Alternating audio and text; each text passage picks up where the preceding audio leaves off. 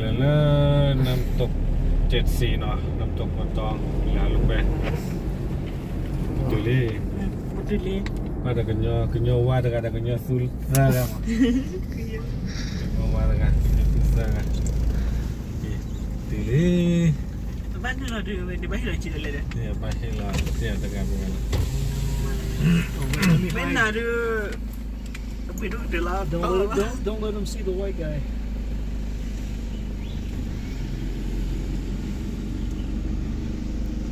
500 baht for the white guy. ที่นี่มี4คนต่างชาติ1ครับครับ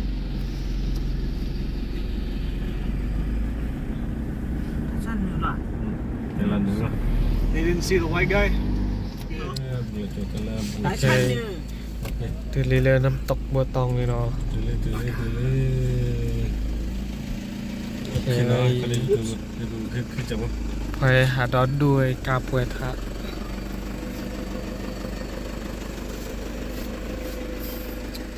ที่เราช่วยกันเนาะเราน้ำบาดโดนแล้วก็คือ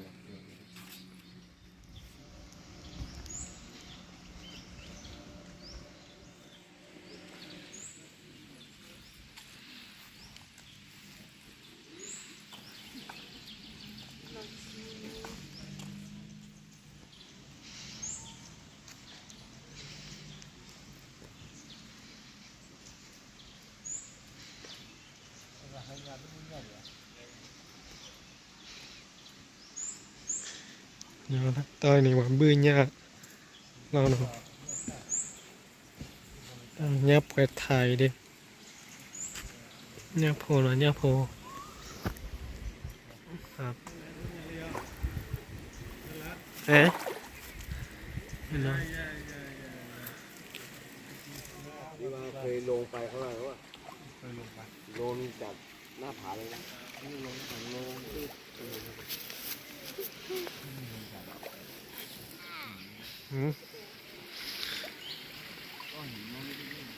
โอเคให้กว่าเราเนี่ยโพ ก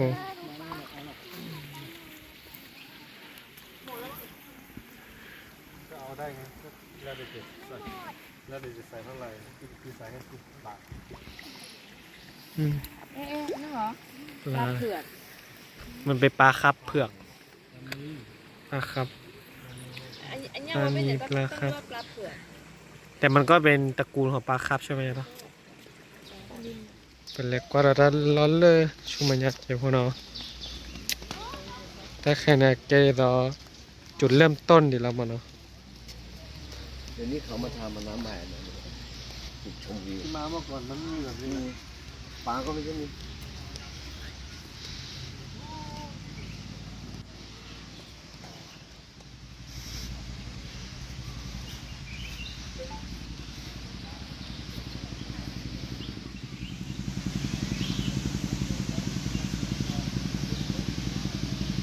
เดี๋ยวจะรอดูพามือนะ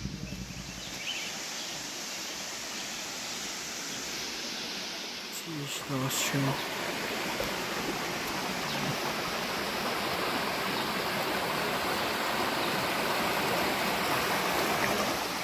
สายได้ครับ แต่ว่ามันจะลื่นหน่อยเพราะแค่เกิดในบ้านเลยเราหันเลือดรับพลังหน่อยแต่ที่เราชูเราลื่นก็ไม่เลยเราดูประดอกข้อพิจย้อมหมดแกเราตับเบลมา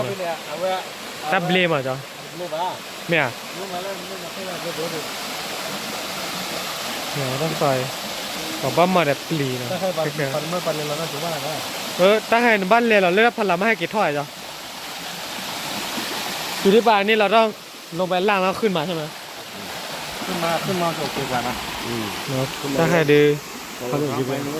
เลยถ้าใส่รองเท้ามันจะสุดๆกว่านะ มันจะผิดได้ถ้าถอดน้ำมันจะลื่นนิดนึงถ้าใส่รองเท้ามันจะ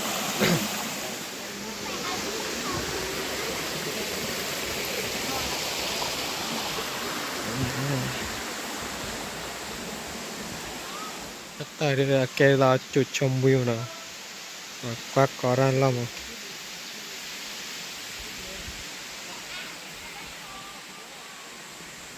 ชมวิว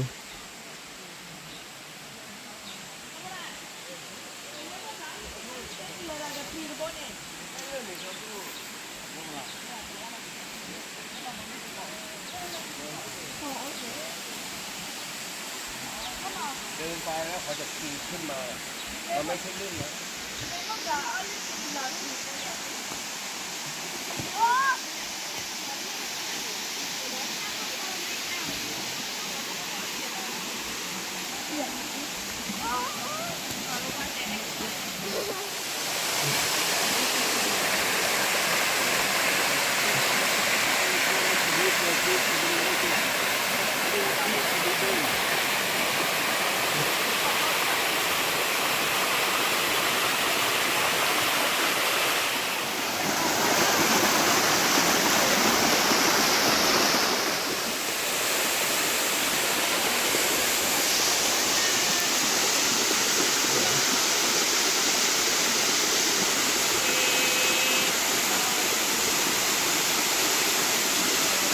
เลยอ่ะปลิวเลยอ่ะในบ้านขอเลยปลิวเลยบุ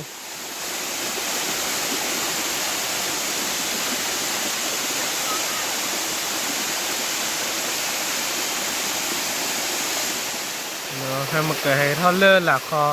ให้กระทอบบุกกับตีเท่านี้เลยนะขอคนเลยเหรอ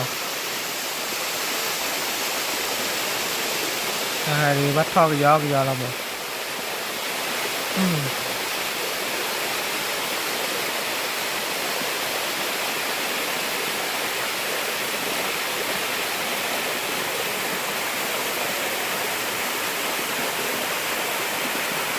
โอ้กระตือเลยเด็กแก่เลย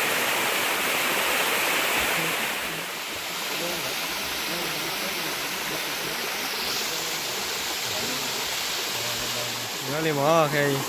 เตือนนะโอเคเดี๋ยวเจ็บพอแล้วมาใส่ยาหล่อจ้ามืออ่ะหน่อยนอนน้ำตกบัวตองว่า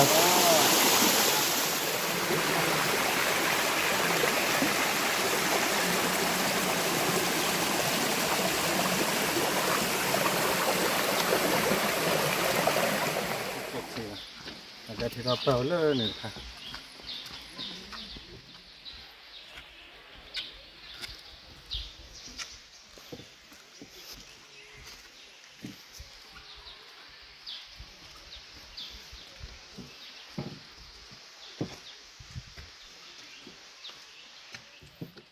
ถ้าให้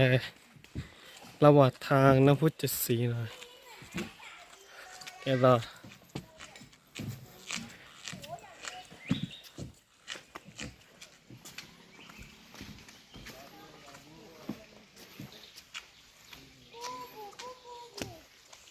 เนาะปกติน้ำพุจะสีหน่อยได้น้ำพุจะสีไปได้ไหมเนี่ยพี่เราเนาะปกติเรา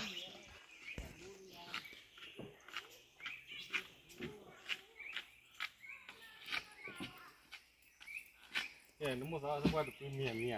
วิ่งเยอะตะกุยหมีว่าอย่างนั้นล่ะแล้วให้ตัวเรือน้ำพุจะสีเลยเนาะเราไปเนาะน้ำพุจะสีบ้านน้องคือว่าไม่คิดว่ามันเป็นน้ำสายลุงอ่ะ น้ำพุจะสีไปเนาะบ้านไหนนะปู่ว่าไม่เห็นมีเลย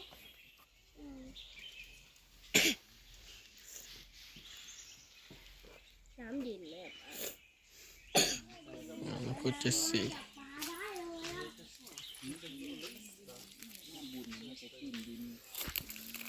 เนี่ยดูอันน้ำไม่สายลุงเลยนะ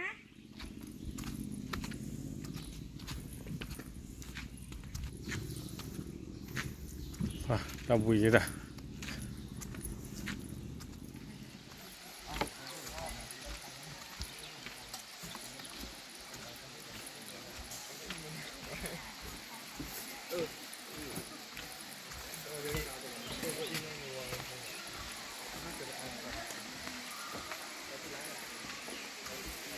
ว่ะก็เราไว้ให้ราเยอะเลย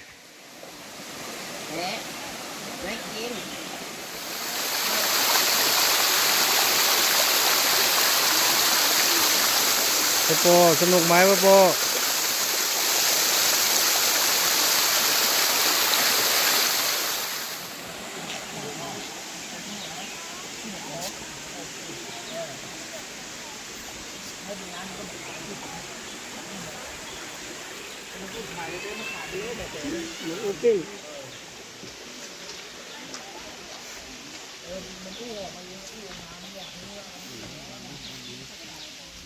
ลูกเก็บเลย